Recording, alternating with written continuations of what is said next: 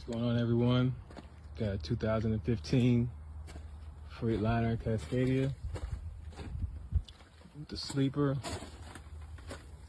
Let's go around the back here. Yeah, with the sleeper. 521,000 miles on it. Just doing a quick walk around. Start her up. Baby, but I love the box truck, so I'm gonna stick to. So yeah, front. Let's start it up real quick, and then you guys look at the inside. I have the truck next to me. Here's the inside so far.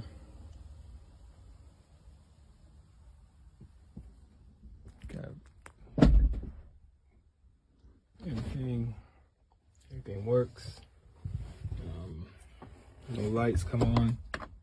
And start it up. Yep. Manual.